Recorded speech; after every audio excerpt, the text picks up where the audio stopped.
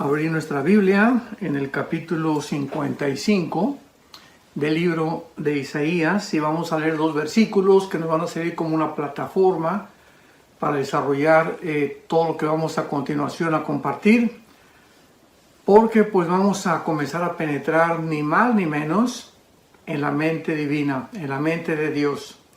Le quiero llamar a este estudio el misterio de la mente de Dios.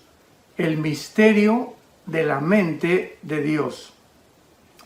Dice en Isaías 55, versículo 8 y 9, un versículo que pues la mayor parte de los cristianos conocen, porque mis pensamientos no son vuestros pensamientos, ni vuestros caminos mis caminos, dijo Jehová.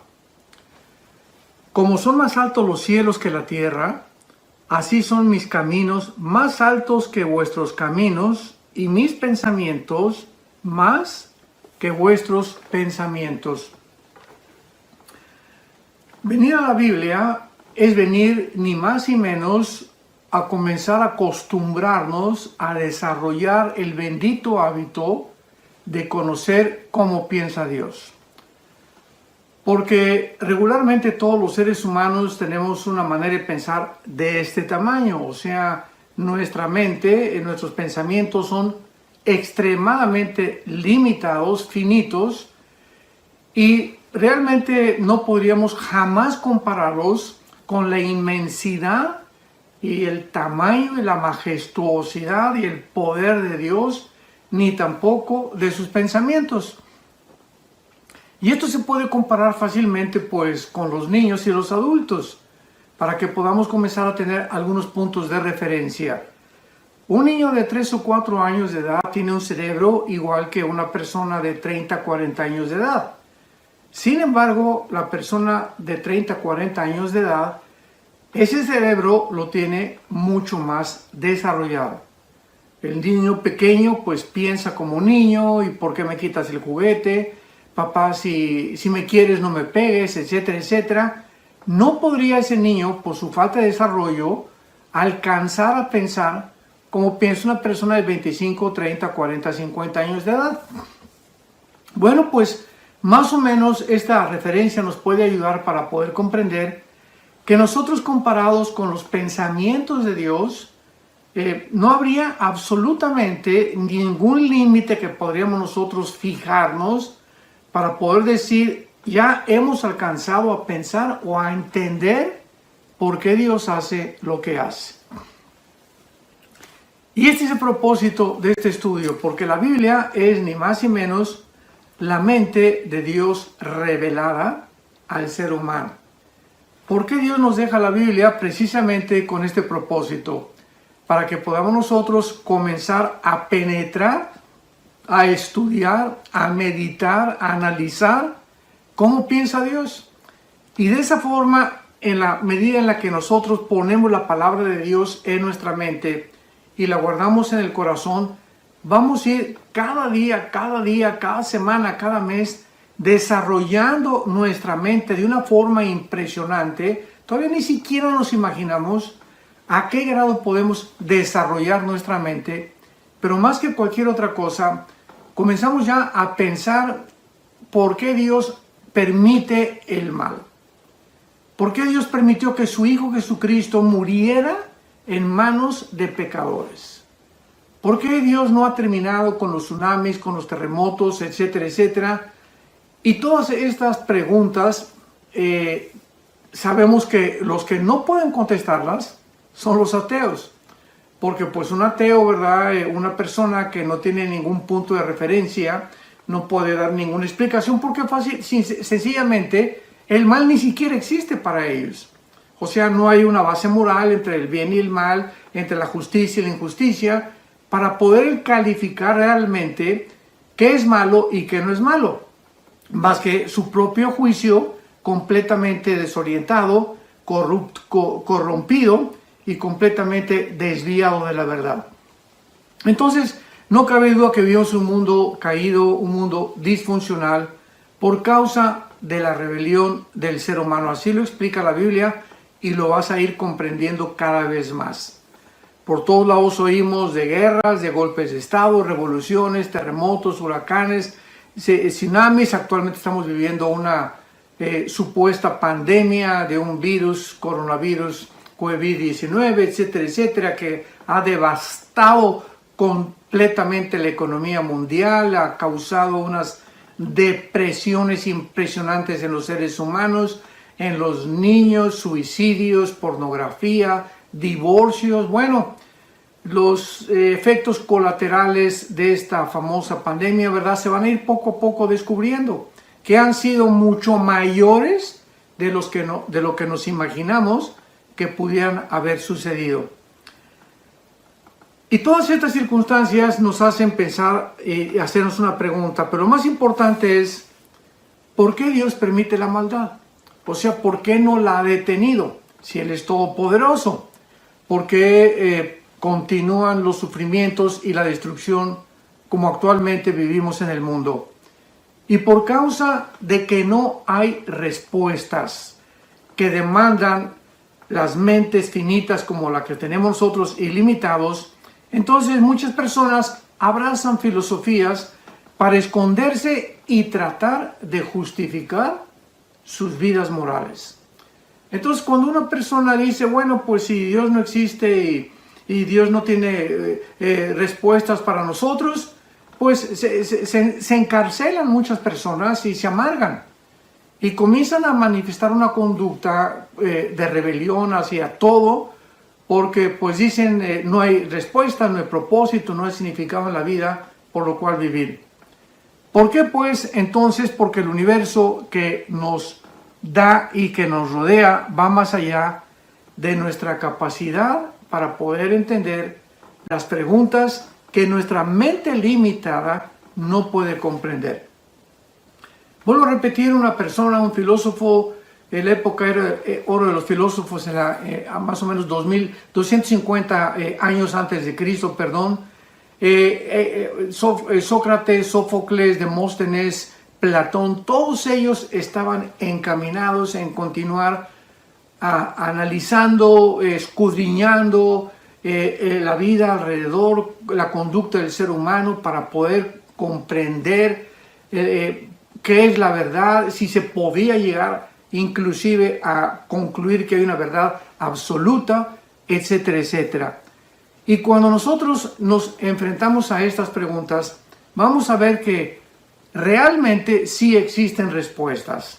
Y aunque no podemos comprender completamente, pues ni siquiera 500 años de estudiar la Biblia nos alcanzarían a poder comprender la profundidad de la mente de Dios, sí podemos comenzar a entender algunas verdades básicas que nos van a servir para poder realmente caminar en esta vida, la corta vida que tenemos, con paz en nuestro corazón, con seguridad de que realmente nuestros pasos que estamos dando todos los días son pasos seguros, son pasos sobre un fundamento que al llegar al final de nuestra meta y de nuestra vida nos van a capacitar para poder decir como el apóstol Pablo en 2 de Timoteo capítulo 4, he corrido la carrera, he acabado realmente lo que Dios me había encomendado, he echado mano en la vida eterna, por lo cual me está esperando la corona de justicia, la cual Dios dará también a todos aquellos que anhelan su venida. Y aunque no podemos comprender pues completamente todos los pensamientos de Dios, porque son más altos que los nuestros, podemos nosotros recordar algo. Hace 2000 años, un hombre llamado Jesucristo resucitó de los muertos. Vino un hombre del cielo, el Hijo de Dios, para poder abrir sus brazos en una cruz y resucitar y anunciar anticipadamente, voy a volver a vivir. Y la promesa que nos ha dejado Jesucristo, independientemente de muchas cosas que no entendemos, repito, es que tú y yo vamos a volver a vivir. Entonces, vamos a comenzar a poner los pies en la tierra y a entender estas verdades básicas que nos van a ayudar a poder continuar viviendo con seguridad. Vivir después de esta vida está absolutamente garantizado. Si Jesucristo no hubiera resucitado de los muertos, no tendríamos ninguna seguridad, más que filosofías, especulaciones, hipótesis, que podríamos nosotros continuar toda la vida filosofando como lo hicieron los filósofos de la época de oro de la filosofía de los griegos y los atenienses. Pero hay un hecho real histórico. Jesucristo volvió a vivir. Y esta seguridad de que Él volvió a vivir nos da la seguridad de que vamos a volver a vivir, y mientras nosotros esperamos ver transformado nuestro cuerpo en un cuerpo completamente incorruptible e inmortal, vamos a poder, mientras tanto, vivir con seguridad. Por ejemplo, en la primera carta a los Corintios, capítulo 15, el apóstol Pablo, en el versículo 35 al 37, nos escribe estas palabras. 1 Corintios 15, 35 al 37. Pero dirá alguno: ¿cómo resucitarán los muertos? ¿Con qué cuerpo vendrán? Necio, lo que tú siembras no se vivifica si no muere antes. Y lo que siembras no es el cuerpo que ha de salir, sino el grano desnudo, ya sea de trigo o de otro grano. Muchas personas en tiempo de Pablo comenzaron a preguntar, y muchos de nosotros también: oye, si vamos a volver a vivir, ¿qué tipo de cuerpo tendremos? Pablo inmediatamente asume y compara la resurrección de los muertos con la vida natural que nos rodea, con la agricultura. Y es algo que hasta un campesino lo puede comprender. Y Pablo dice: tenemos una semilla de cualquier especie, de trigo, o podemos tener una semilla de higos, o de manzana, o de naranja, o de papaya, etcétera, etcétera. Y esa semilla tiene un cuerpo, ¿verdad? Tiene un cuerpecito chiquito, chiquito la semilla. Pero dentro de la semilla existe un potencial impresionante, ahora sí que podríamos decir un código genético escrito que alguna mente inteligente puso para que cuando esa semilla aparentemente, ¿verdad?, que no tiene ningún valor, tú la pones dentro de la tierra, al contacto de la tierra, del agua y de la lluvia y del sol, se rompe esa semilla y sale completamente algo diferente a lo que tú enterraste, con un cuerpo completamente diferente. Entonces, Pablo dice exactamente el mismo ejemplo en la resurrección. Cuando nosotros muramos, este cuerpo va a ser como una semilla, pero tenemos el potencial dentro, que es el alma y el espíritu, que es inmortal, para que cuando este cuerpo sea enterrado y nos coman los gusanos y sea deshecho o quemado, o de la forma en la que vayamos a morir, pueda dentro el alma y el espíritu resucitar, y con un cuerpo completamente diferente al cuerpo con el que nos enterraron. Entonces, esta ilustración es maravillosa. Y en el versículo 42 del mismo capítulo 15 de Corintios, Pablo continúa diciendo: así también es la resurrección de los muertos. Se siembra en corrupción, resucitará en incorrupción. Se siembra en deshonra, resucitará en gloria. Se siembra en debilidad, resucitará en poder. Se siembra cuerpo animal, resucitará cuerpo espiritual. Porque así como hay cuerpos animales, hay cuerpos de peces, hay cuerpos de aves y hay cuerpos humanos, ¿verdad? Entonces el cuerpo de nosotros, de los seres humanos, está diseñado y adaptado para el medio ambiente donde nosotros nos desenvolvemos. El cuerpo de las aves tiene otras especificaciones, otras características que Dios diseñó para que el ave pueda vencer la fuerza de la gravedad, elevarse en los cielos, ir con las diferentes corrientes de aire por diferentes partes del mundo, con unas alas impresionantemente diseñadas. Los peces tienen otro cuerpo, un cuerpo diseñado para poder vivir dentro de su hábitat, de su medio ambiente, que es el agua, con branquias especiales que les capacitan vivir dentro de ese medio. Pues así como nosotros tenemos 4 tipos diferentes de cuerpos diseñados por Dios, el cuerpo humano, el cuerpo de las aves, el cuerpo de los peces y el cuerpo de las aves, así también hay cuerpos espirituales. En la otra dimensión que nosotros todavía no alcanzamos a percibir con nuestros 5 sentidos, el cuerpo de los ángeles. Los ángeles tienen un cuerpo diferente al de nosotros. Sin embargo, ellos pueden entrar a nuestra dimensión, donde tú y yo vivimos en este planeta, regido por las leyes cósmicas que nos rodean, y los ángeles se pueden materializar. O sea, esos cuerpos que ellos tienen se adaptan a otra dimensión, a la otra vida, y se adaptan a esta vida en la que tú y yo únicamente podemos sobrevivir. Por eso dice la Biblia que la carne y la sangre, o sea, un cuerpo humano, no está adaptado para vivir fuera de la atmósfera.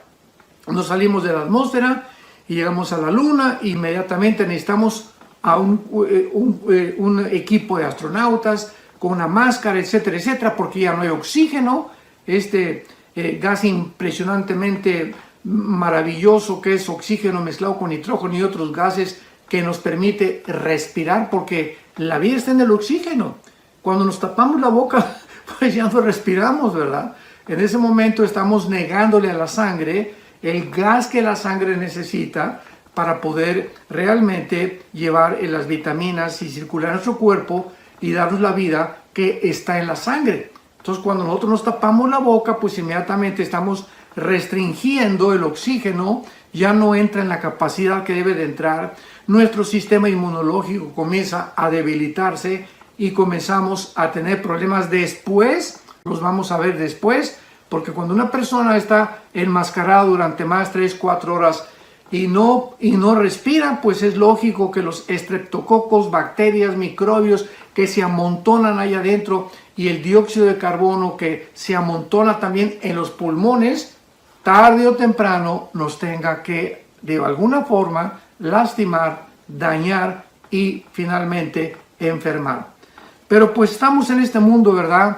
Que es una locura completamente, y podemos ver que realmente tenemos que adaptarnos a muchas cosas que van en contra de nuestra propia salud, pero que sin embargo a la luz de los expertos es la forma de sobrevivir. Bueno, podemos preguntarnos ahora también, ¿podríamos realmente disfrutar el mundo venidero el que nos está esperando, o sea, el cielo, a no ser que hubiéramos podido compararlo con el mundo y la maldad en la cual vivimos?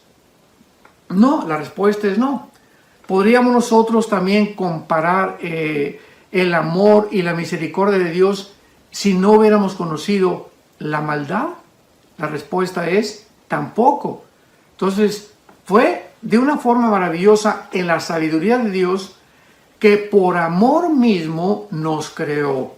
O sea, al crearnos Dios, Él quería que nosotros conociéramos su amor, su misericordia, su compasión, la bondad, la mansedumbre.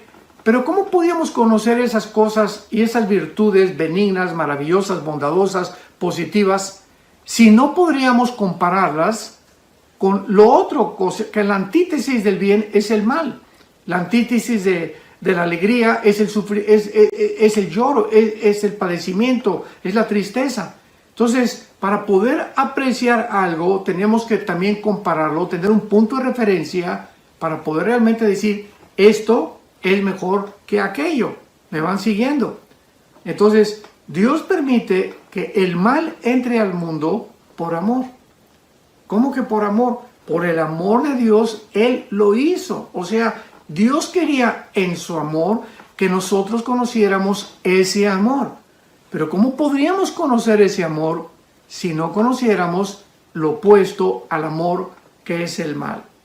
Entonces Dios permite esto que entre al mundo, que es el mal, como ha tenido ya aproximadamente 6,000 años, pero al mismo tiempo, hace 2,000 años, Él baja del cielo inmediatamente a recordarnos que todo ese mal por el cual nosotros tendríamos algún día que pagar, porque la paga del pecado es la muerte, viene Dios y Él toma ese mal que tú y yo teníamos que pagar y lo pone sobre el cuerpo de su Hijo Jesucristo.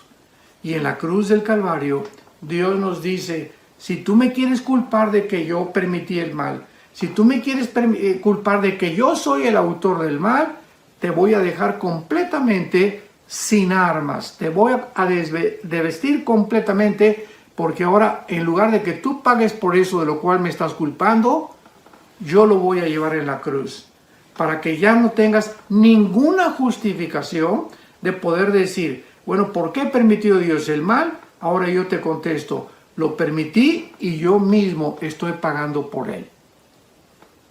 ¡Wow! En ese momento nos quedamos completamente sin poder discutir. Comenzamos ya a entender la mente de Dios. Comenzamos a entender que detrás de muchas cosas que nosotros todavía no entendemos, se encuentra su sabiduría.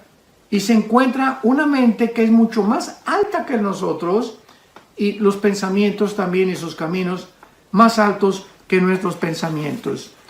Ahora vayamos a un libro maravilloso en la Biblia, que es el libro de Job. El libro de Job. Y aquí encontramos una de las más difíciles y severas verdades acerca del sufrimiento.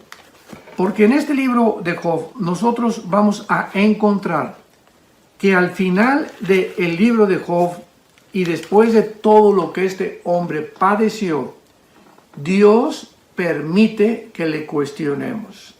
Dios no se enoja porque tú le digas, Señor, yo no entiendo por qué me pasó esto, no entiendo por qué mi hija se murió, no entiendo por qué mi hijo se murió, no entiendo por qué se cayó mi casa, no entiendo por qué pedí mi trabajo.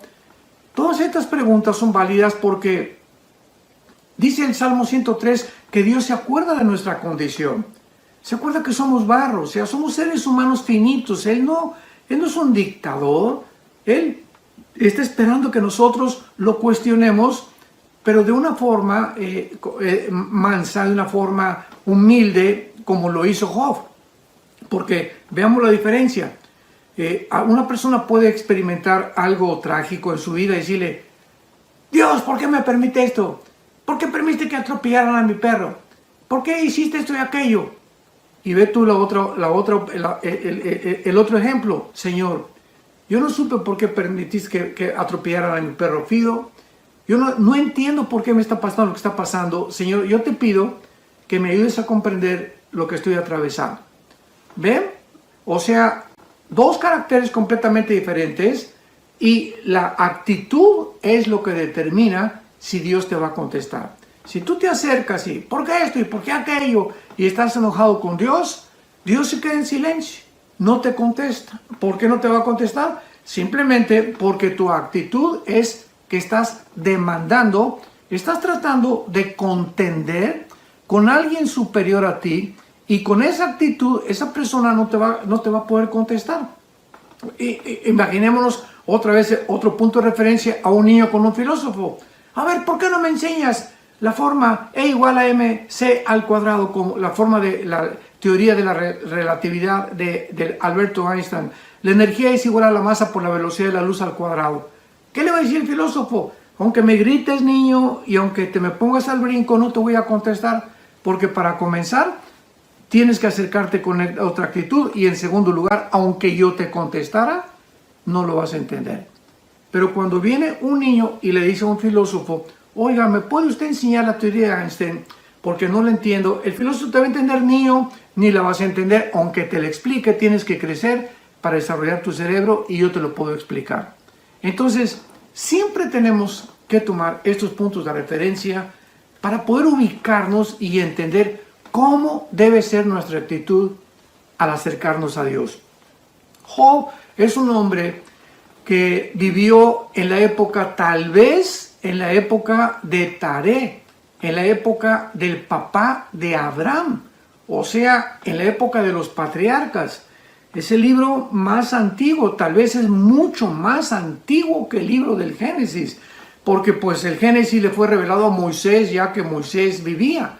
Entonces el libro de Job, ¿verdad? Tiene una antigüedad impresionante, unas verdades filosóficas, apologéticas, de carácter moral demasiado profundas, y tiene también secretos escondidos del universo, como por ejemplo en el libro de Job aparece que él va a preguntar a Dios que si tiene el aire peso, antes de que el barómetro se descubriera, que es el que mide el peso del aire. Ya Job decía que el aire tenía peso, y tenemos así que en el centro de la tierra es fuego. En fin, habla de los astros, habla de todas las estrellas, habla de todas las constelaciones.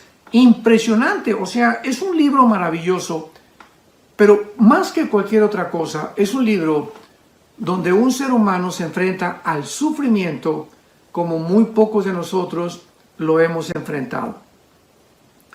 Job era un hombre que tenía muchísimo dinero. Era un hombre que tenía muchas propiedades, mucho ganado. En aquel tiempo el dinero no era en cash como actualmente, ni cuánto tienes en el banco. En aquel tiempo se medía la cantidad de riquezas de una persona por la cantidad de tierras que tuviera o la cantidad de ganado que tuviera. Y Job tenía ovejas y tenía camellos y tenía de todo, ¿verdad? Y tenía hijos también. Y de repente, ¿verdad?, pierde todo de la noche a la mañana. Y vemos desde el capítulo 2 de su libro que cuando todo esto sucede, él expresa algo donde nos muestra la integridad de este hombre y de su carácter y la impresionante confianza en Dios, aunque él no entendiera qué estaba pasando en ese momento. ¿Por qué permitía a Dios que le quitara lo que le estaba quitando? Job simplemente dice: Dios dio, Dios quitó, sea el nombre de Jehová bendito. Y luego viene la esposa y le dice: maldice a Dios. ¿Para qué estás bendiciendo a Dios? Maldícelo. Y Job, otra vez, en lugar de decirle a su esposa o decirle, verdad, ya vete, no me estés molestando, le dice Job a su esposa: como una mujer fatua, como una mujer tonta has hablado. Es todo lo que le dice Job a su esposa. Ya no vuelve a quejarse de su esposa en todo el libro. Bueno, después de todo esto que pasa el Job, que es un ejemplo maravilloso para nosotros, vienen tres amigos de él, 4 realmente, disque filósofos, y ellos comienzan a hacerle aún todavía más agudo su tormento. Porque le comienzan a decir: es que realmente tú lo que estás pasando es por tus sufrimientos, por el pecado. Algo has de haber hecho, algo traes por ahí, por lo cual Dios te está castigando. Otra vez, estas personas, amigos de Job, en aquel tiempo, recordemos, no tenían la Biblia. No tenían el conocimiento que tenemos tú y yo ahora de los caminos y los pensamientos de Dios. Entonces, ellos no tenían un punto de referencia para poder entender la mente de Dios. ¿Por qué Dios le permitía a un hombre bueno, a un hombre justo, a un hombre manso, un buen padre de familia, fiel a su esposa? ¿Por qué le permitía a Dios, a Job, estos sufrimientos? Y ya...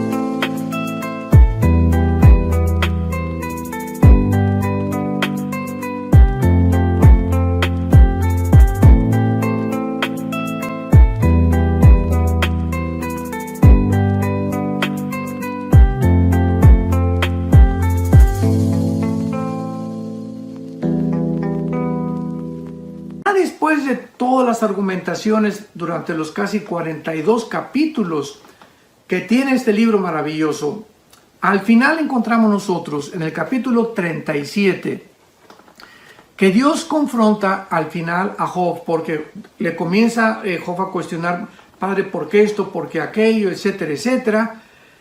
Y comienza Dios a tratar de demostrarle a Job su finitud, la mente tan pequeña que él tenía, y que era imposible que comprendiera todo el plan de Dios, que se estaba desarrollando en el mundo invisible a través del mundo terrenal para que él pudiera comprender y entender de que era imposible por su capacidad intelectual jamás poder responderle a Dios el por qué realmente sufría lo que sufría. Y vemos entonces nosotros que su inhabilidad de comprender los propósitos y consejos de Dios era la causa por la cual Dios trata con él, y para ti y para mí, que vivimos muchos años, muchos siglos después de que vivió Job, podamos nosotros comprender, comenzar a desarrollar la mente de Dios, y porque detrás de cada suceso que enfrentamos en la vida se encuentra la sabiduría de Dios. Pero veamos estos versículos, Job capítulo 37, versículo 19 y 20, y dice: muéstranos qué le hemos de decir, porque nosotros no podemos ordenar las ideas a causa de las tinieblas. Vamos a ubicarnos, comenzamos a poner los pies en la tierra. Tenemos tantas tinieblas en la mente. Hemos nacido con una mente completamente envirulada, le podría yo llamar así, como los virus que entran a las computadoras y te amuelan el programa que tú tienes y le impiden a la computadora realmente funcionar adecuadamente. La Biblia dice que nacimos envirulados, que nacimos con un virus que se llama el pecado. Y el pecado, ¿verdad?, ha trastornado nuestra forma de pensar. Y no hemos podido realmente desarrollar esta comprensión de los caminos y los pensamientos de Dios por causa del pecado que ha trastornado y ha envirulado, ha entenebrecido nuestros pensamientos. Entonces, es lo que dice Job 37, 19. No podemos ordenar las ideas a causa de las tinieblas. O sea, realmente hasta que nosotros le permitamos al Espíritu Santo entrar a nuestra vida, el Espíritu Santo dentro de nosotros, ¿verdad?, viene, ahora sí que viene a contrarrestar el virus con el cual nacimos, y comienza el Espíritu Santo a sacarnos, a despejar completamente todas las tinieblas que nosotros traemos de generación en generación, genéticamente heredado por nuestros padres, abuelos, antepasados, los profesores en la escuela, en la universidad nos implantaron religiones equivocadas, filosofías equivocadas, que ateísmo, agnosticismo, escepticismo, materialismo, darwinianismo, evolucionismo, etcétera, etcétera. Todos estos programas envirulados son la causa por la cual funcionamos como funcionamos, pensamos como pensamos, simplemente porque realmente necesitamos un lavado de cerebro. Y este lavado nos lo da el Espíritu Santo al entrar a nuestra vida, al recibir a Jesucristo como nuestro Señor y como nuestro Salvador, y comenzamos de ahí en adelante a entender poco a poco los pensamientos y los caminos de Dios, que nos da seguridad, nos da paz. Ahora entiendo por qué esto, por qué pasa aquello, etcétera, etcétera. Y eso nos mantiene con una paz que sobrepasa todo entendimiento, que es la actitud correcta que debemos los seres humanos mantener, porque ahora la misma medicina y el mundo científico comprueba que la paz es el estado perfecto del ser humano. Porque mientras tú estás en paz contigo mismo, mientras tu conciencia no te está acusando de nada, mientras estás en paz con tu prójimo, mientras sabes que no debes a nadie para que te persiga, mientras tú sabes que tienes una relación perfecta con Dios todos los días, mientras sepamos, ya lo sabemos, que todos tenemos que morir, esa paz que debe gobernar nuestra vida es la que nos va a dar completamente la seguridad y la comprensión de los caminos de Dios. Yo no puedo venir a la Biblia como una pepita en comal y Señor, y aquí, y nervioso, y en un estado de estrés y de ansiedad, porque en ese estado el Espíritu Santo no se puede comunicar conmigo. Tenemos que venir a un estado completamente de relajamiento espiritual, de tranquilidad, de saber que todo está bien y que Dios está al control de todas las cosas y que nunca, nunca nada nos va a faltar y nunca jamás nos va a abandonar. Y finalmente, en el libro de Job, capítulo 40, versículo 8, dice la Biblia: ¿invalidarás tú, le pregunta Dios a Job, invalidarás tú mi juicio, me condenarás para justificarte tú? O sea, otra forma de pensar. Muchos seres humanos se voltean, tú tienes la culpa y porque permites esto, acusando a Dios.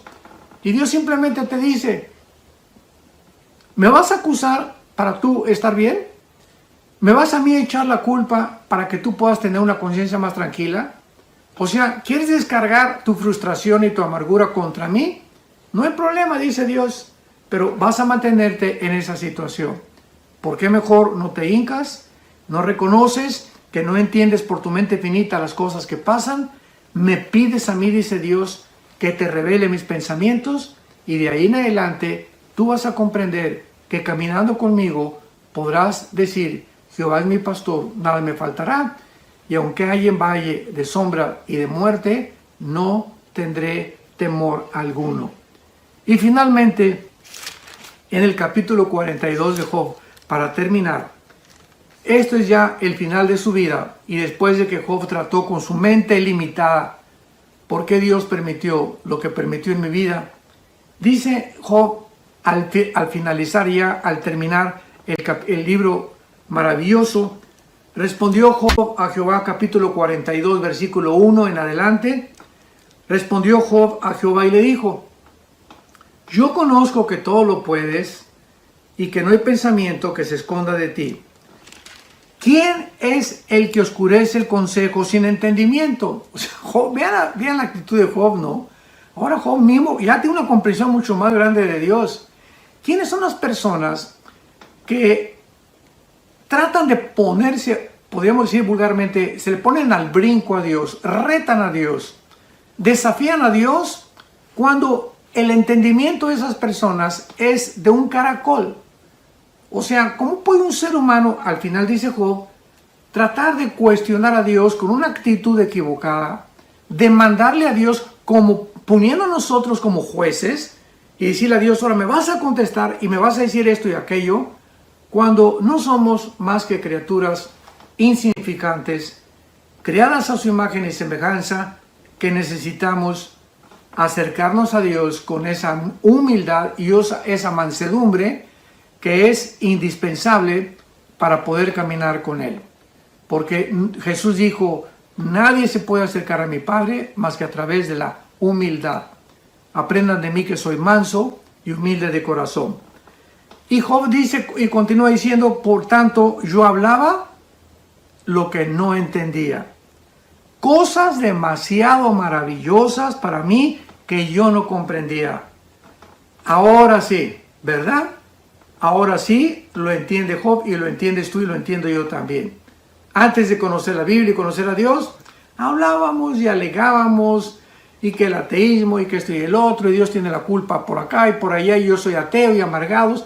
Y hablábamos tantas barbaridades y tantas sandeces sin comprender lo que estábamos diciendo, ni entender por qué decíamos lo que decíamos.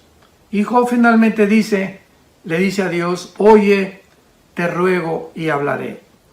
Te preguntaré y tú me enseñarás. De oídas te había oído, mas ahora mis ojos te ven. Por tanto me aborrezco y me arrepiento en polvo y ceniza. Cuando ya entendemos con quién nos estamos poniendo, a quién tenemos enfrente de nosotros, al Creador de los cielos y la tierra, que envió a morir en una cruz a su Hijo Jesucristo, y que cada vez que nosotros no entendamos algo y que tengamos dudas, esto a mí me ha ayudado de una forma particular, volteemos hacia la cruz, hacia el pasado. Señor, no entiendo muchas cosas, pero una cosa es muy clara para mi vida. Tú diste tu vida por mí en mi lugar en esa cruz. Y derramaste tu sangre preciosa y a los 3 días te levantaste de los muertos para que yo, aun cuando no entiendo muchas cosas todavía, pueda comprender que de tal manera me has amado que has dado tu vida por mí en una cruz, para que yo no me pierda, sino que tenga la vida eterna y que pueda yo entender que jamás debo de temer mientras viva, que nunca me dejarás ni tampoco me abandonarás. Estarás conmigo todos los días hasta el fin de mi vida. Y aún en la otra vida nos continuarás pastoreando, porque el fin de todas las cosas se acerca. Seamos sobrios, vivamos en oración y recordemos que Dios es Dios. Nosotros somos seres humanos finitos, limitados, que sus pensamientos no son nuestros pensamientos, ni sus caminos nuestros caminos. Y mientras tanto tratemos cada día de entender más ese corazón maravilloso del Hijo de Dios, que dio su vida por nosotros en una cruz.